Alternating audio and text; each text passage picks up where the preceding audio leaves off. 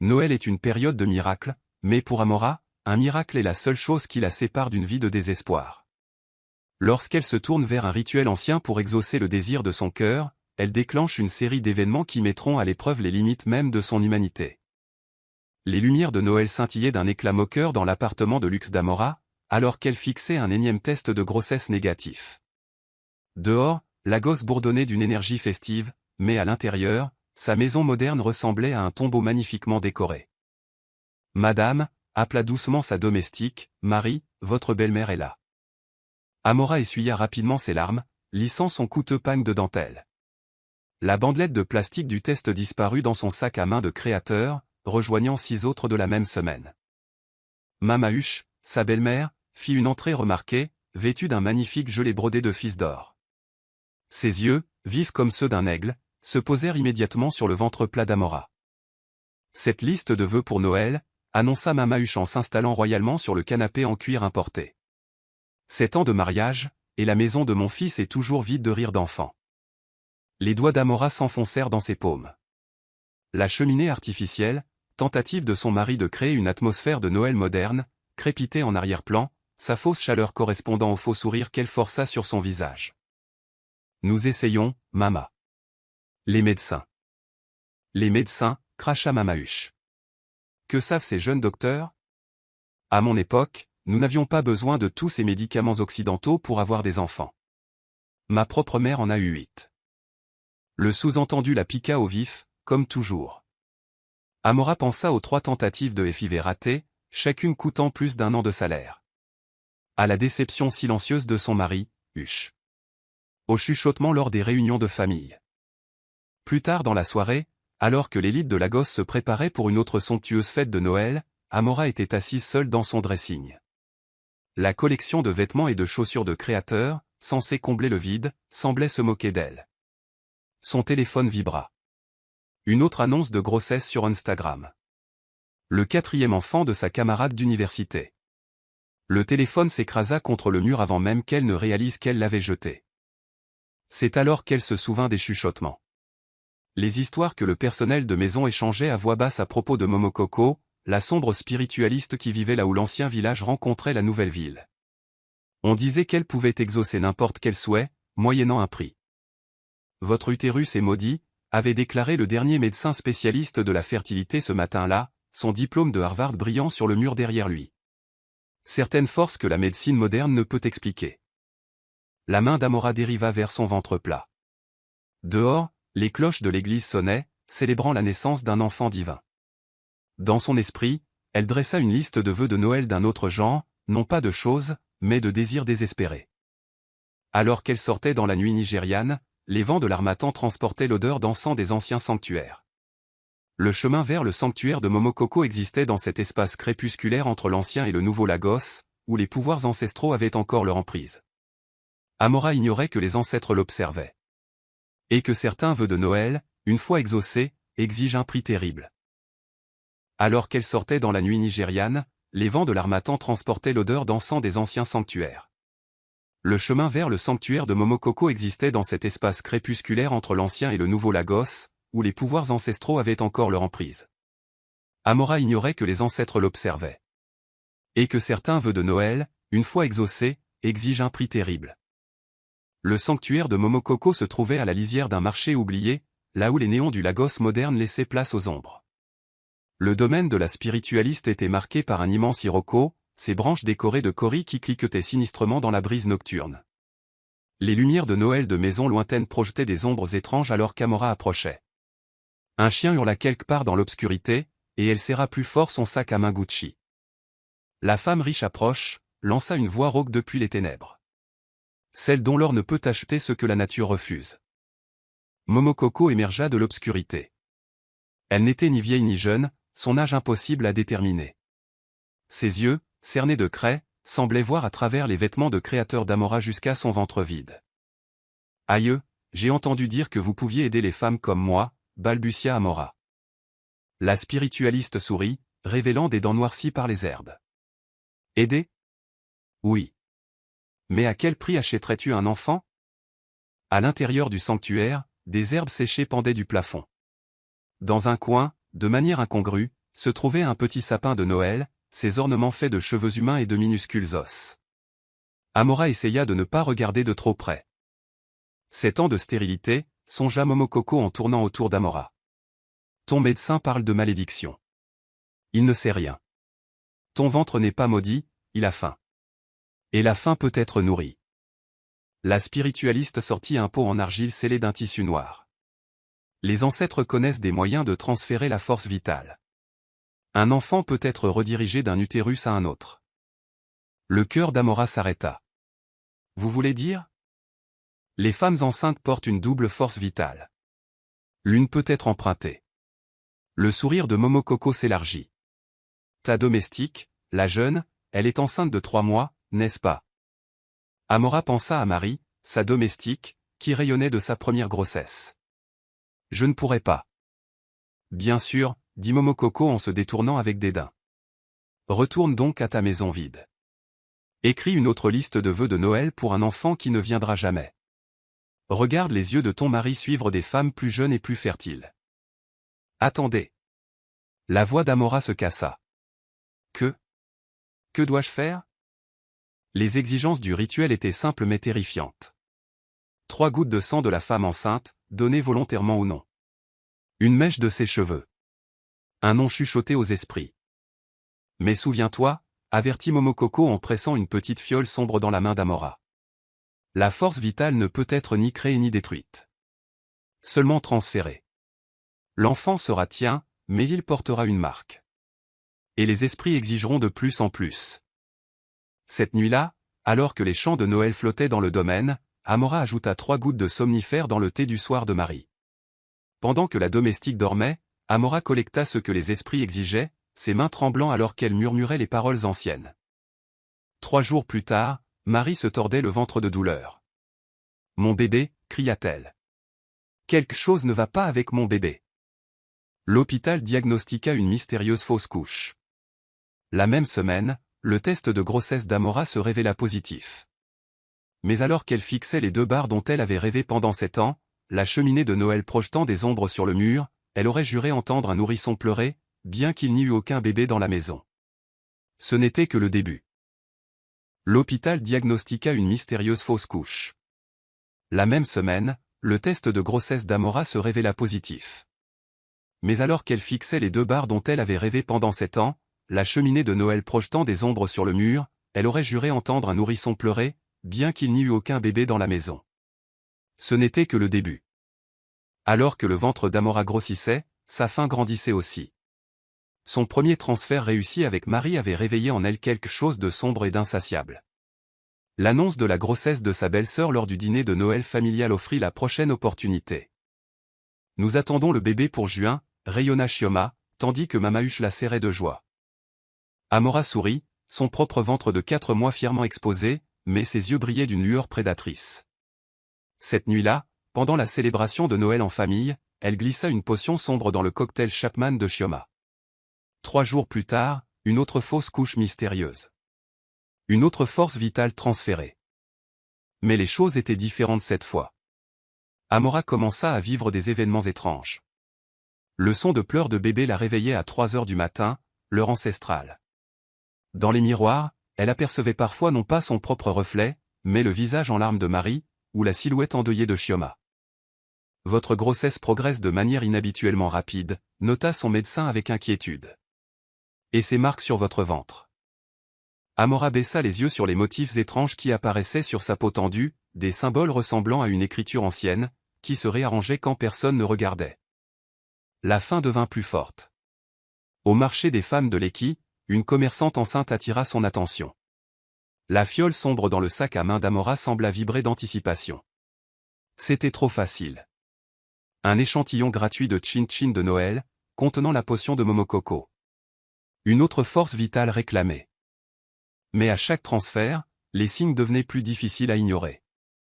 Les bébés nés dans son quartier se mettaient à hurler de manière incontrôlable quand elle passait. Les plantes se fanaient à son contact. Ses décorations de Noël coûteuses se réarrangeaient en motifs troublants pendant la nuit. Son mari, Huche, remarqua aussi des changements. « Tu sembles différente, dit-il un soir, alors qu'ils étaient assis près de leur cheminée de Noël. Tes yeux. Ce ne sont plus tes yeux. Ne sois pas ridicule, lança Amora, mais elle évita les miroirs cette nuit-là. Elle savait ce qu'elle risquait de voir, non pas son propre reflet, mais les visages des femmes dont elle avait volé la joie. Puis vinrent les rêves. Chaque nuit, elle se retrouvait dans un marché sombre, où des femmes enceintes au visage d'ombre la poursuivaient. « Rends-les-nous » criait-elle. « Rends-nous nos bébés !» Elle se réveillait en serrant son ventre gonflé, sentant non pas les doux coups d'un enfant, mais les mouvements furieux de plusieurs. L'oracle du village, une vieille femme aveugle assise chaque jour à l'entrée du marché, saisit le poignet d'Amora un matin. « Les ancêtres pleurent » murmura-t-elle. « Tu portes des âmes volées. Et les âmes volées retrouvent toujours leur chemin. » Mais Amora était désormais au-delà des avertissements.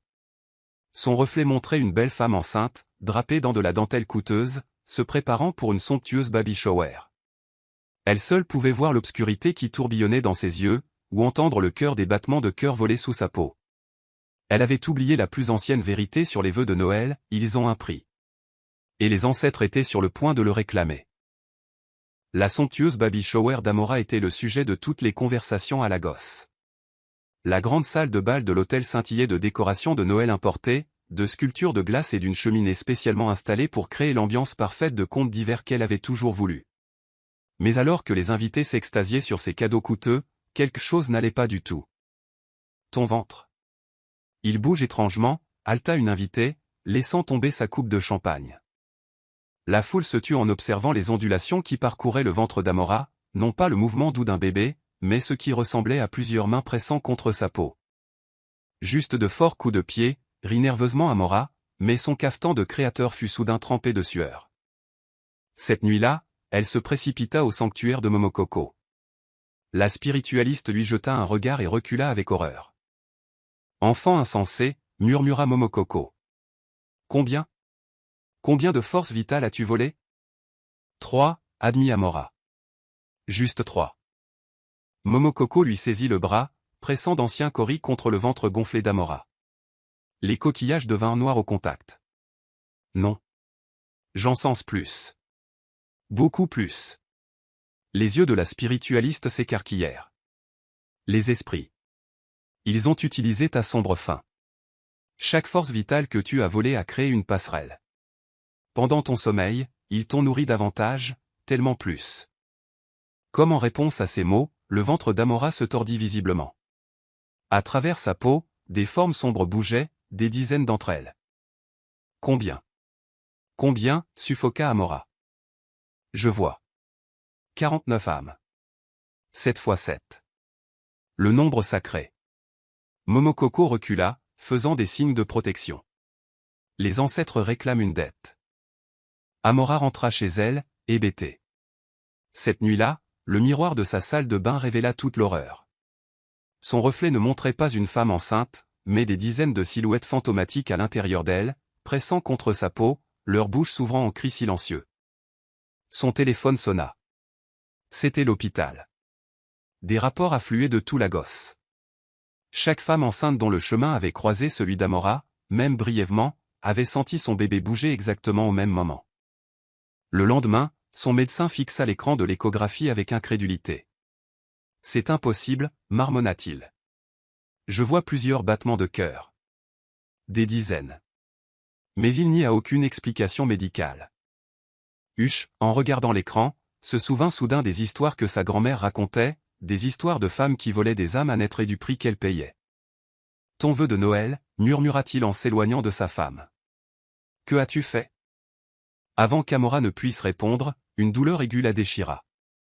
En baissant les yeux, elle vit des symboles anciens apparaître sur sa peau, brillant d'un feu sombre. Au loin, le tonnerre gronda. Les bébés arrivaient. Tous. Et quelque part dans la ville, 49 femmes dont les bébés avaient disparu sentirent les premières douleurs d'un accouchement surnaturel. Le jugement des ancêtres allait commencer. Le tonnerre secoua Lagos alors que le travail d'Amora commençait.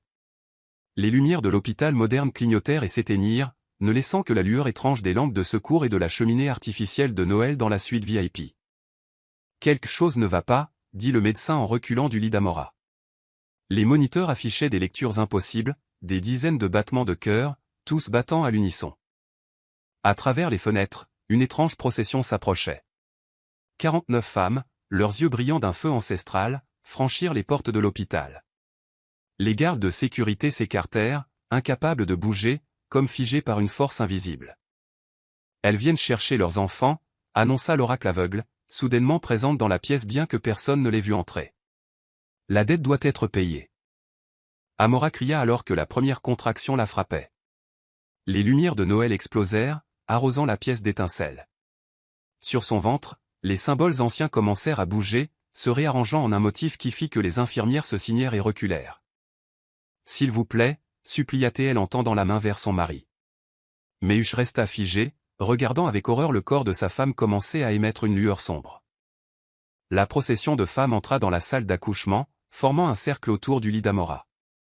Parmi elles, elle reconnut des visages, Marie, Chioma, la femme du marché. Mais il y en avait d'autres, tellement d'autres, des femmes dont elle avait croisé le chemin dans les centres commerciaux, au feu de circulation, dans les ascenseurs. « Je suis désolé » sanglota Amora. « Je voulais juste un enfant. » Vouloir n'est pas prendre, entonna l'oracle. Les ancêtres exigent l'équilibre. L'accouchement qui suivit défia la science médicale. À chaque poussée, un bébé d'ombre émergeait d'Amora, flottant dans les bras de sa mère légitime avant de se dissoudre dans leur corps. Chaque naissance vieillissait Amora de plusieurs années, ses cheveux blanchissant, sa peau se ridant, sa jeunesse s'épuisant à chaque âme volée rendue. Le personnel de l'hôpital ne pouvait que regarder, la médecine moderne impuissante face à la justice ancienne. Les machines avaient cessé de fonctionner, leurs circuits grillés par l'énergie surnaturelle.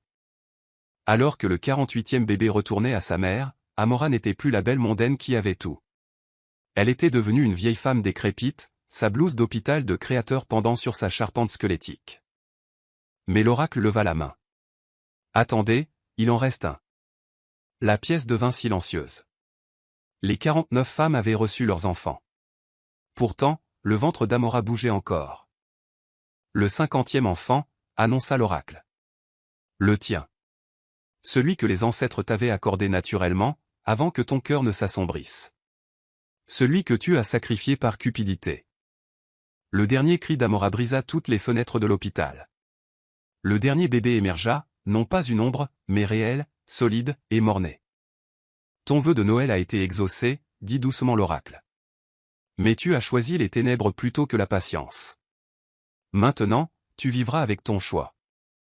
Alors que la procession de femmes partait, chacune avec ses enfants retrouvés, elles prononcèrent un jugement final. Amora vivrait, mais son ventre était désormais maudit d'une vacuité éternelle. Elle passerait le reste de ses jours à voir des mères heureuses et leurs enfants, se souvenant de ce que son impatience et ses sombres désirs lui avaient coûté. Les machines reprirent vie, les lumières se rallumèrent et le Lagos moderne reprit son rythme.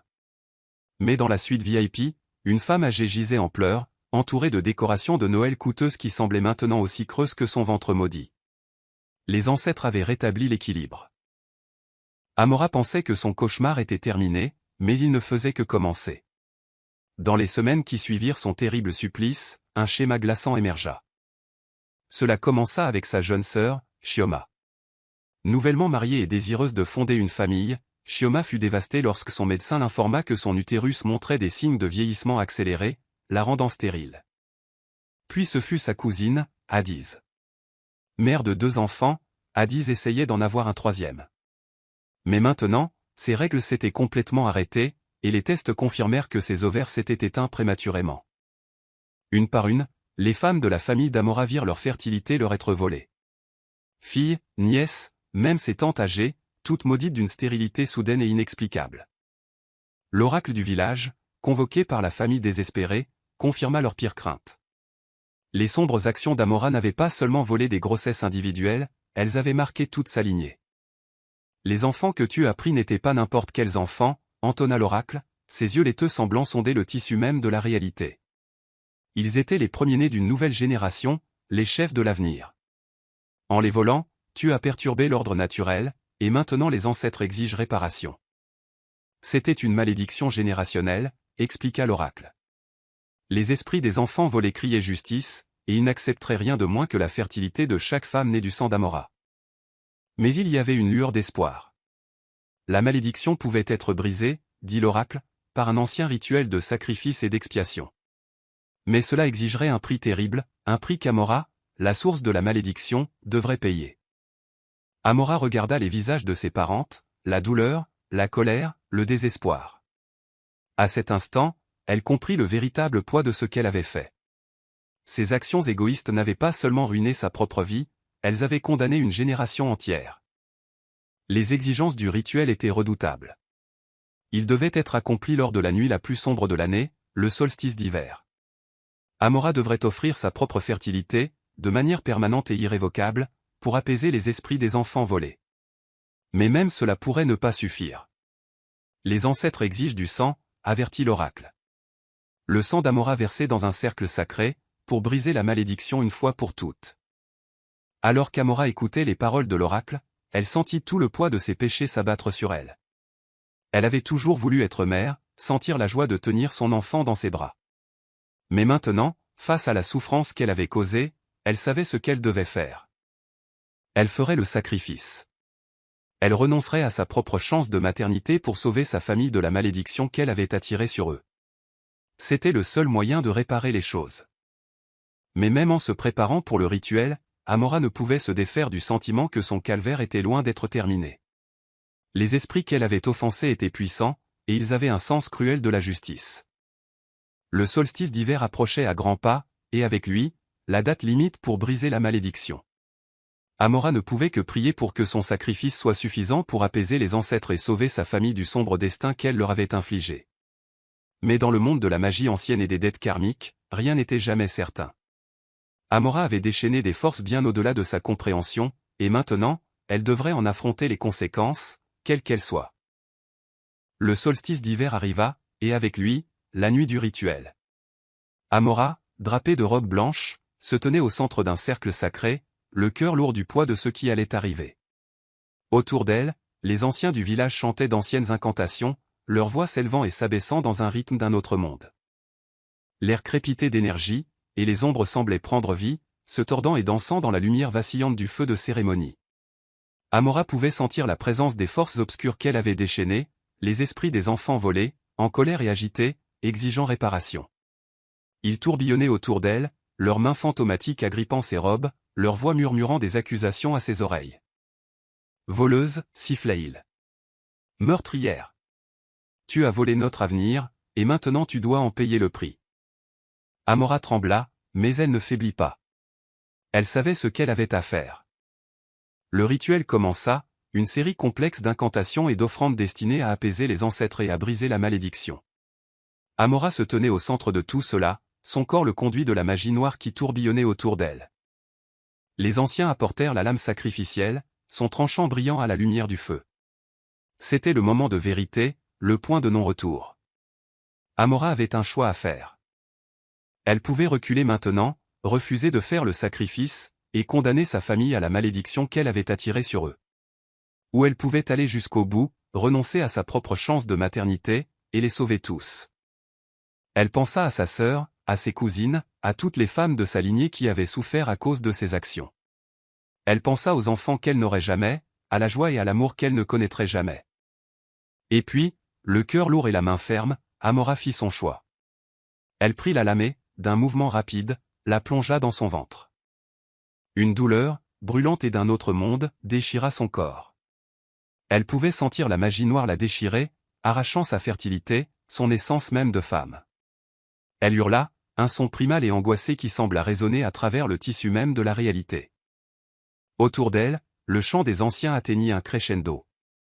Les esprits des enfants volés hurlèrent, leur colère et leur douleur se mêlant à celle d'Amora dans une cacophonie de souffrance.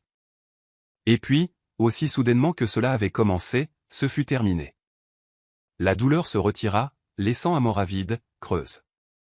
Elle sut, sans l'ombre d'un doute, que son ventre ne s'animerait jamais de vie, qu'elle ne connaîtrait jamais la joie de la maternité. Mais en regardant autour du cercle, les visages de sa famille, elle vit autre chose, l'espoir. La malédiction était brisée, elle pouvait le sentir jusqu'au plus profond de ses os. Son sacrifice avait été accepté. Les anciens l'aidèrent à se relever, leur visage gravé d'un mélange de chagrin et de gratitude. Ils connaissaient le prix qu'elle avait payé, le fardeau qu'elle porterait pour le reste de sa vie. Mais même alors qu'ils lui offraient leurs condoléances, Amora ressentit un étrange sentiment de paix. Elle avait fait son choix, et elle savait que c'était le bon. Et puis, juste au moment où elle s'apprêtait à quitter le cercle, une dernière torsion se révéla. L'oracle, ses yeux laiteux brillant à la lumière du feu, parla une dernière fois. La malédiction est brisée, entonna-t-elle, mais la dette n'est pas encore payée. Les enfants que tu as volés, Amora, n'étaient pas n'importe quels enfants. C'étaient les enfants à naître, ceux qui n'avaient pas encore pris leur premier souffle. Amora sentit un frisson lui parcourir l'échine. Elle ne comprenait pas, mais elle savait, au plus profond de son âme, que les paroles de l'oracle avaient une signification terrible. Ces enfants, ils ne sont pas perdus pour toujours, continua l'oracle. Ils renaîtront, dans ta lignée. Mais ils porteront avec eux la marque de ton péché, la tache de la magie noire qui les a amenés à l'existence. Les yeux d'Amora s'écarquillèrent d'horreur. Elle comprenait maintenant la vraie nature de la malédiction qu'elle avait attirée sur sa famille.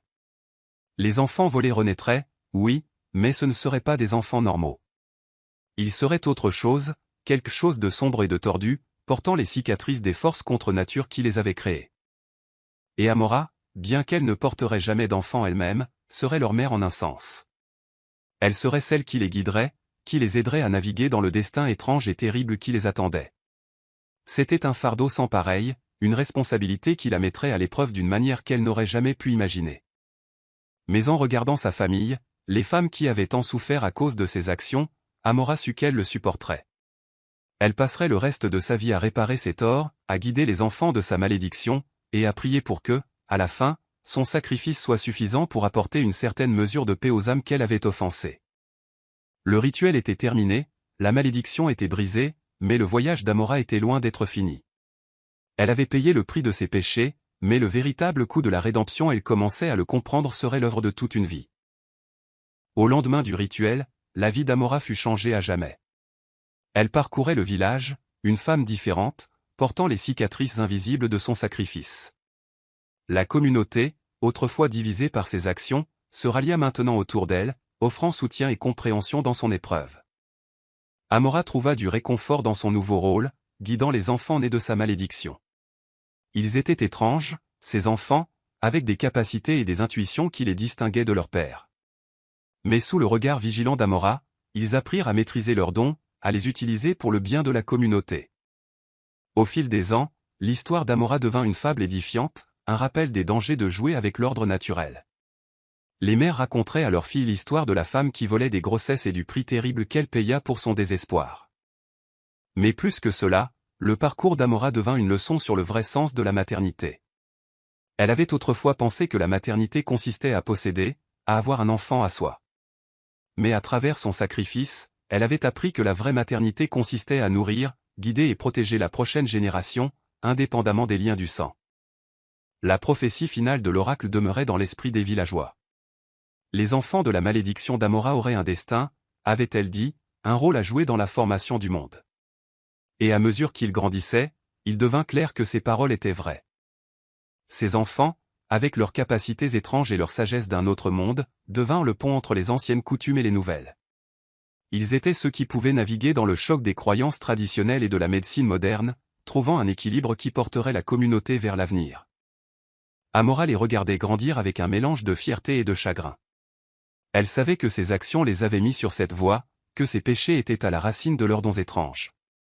Mais elle savait aussi qu'à travers eux, à travers leurs actes et leurs choix, le cycle de la douleur et du châtiment qu'elle avait commencé pourrait enfin être brisé. À la fin, l'histoire d'Amora devint un témoignage de la puissance durable de l'esprit humain, de la capacité à trouver la rédemption même dans les circonstances les plus sombres. Elle avait payé un prix terrible pour ses erreurs, mais à travers son sacrifice, elle avait trouvé un but plus élevé, un moyen de guérir les blessures du passé et d'ouvrir la voie à un avenir plus radieux. Et ainsi, alors que le soleil se couchait sur le village, Amora regarda l'horizon avec de l'espoir dans son cœur. Le chemin à parcourir ne serait pas facile, mais elle savait qu'avec la sagesse des ancêtres et l'amour de sa communauté, tout était possible. La malédiction était brisée, mais le voyage de la guérison, de la découverte du vrai sens de la maternité et de l'héritage, ne faisait que commencer. Merci d'avoir regardé. Si vous avez aimé, veuillez vous abonner à notre chaîne Contes populaires africains.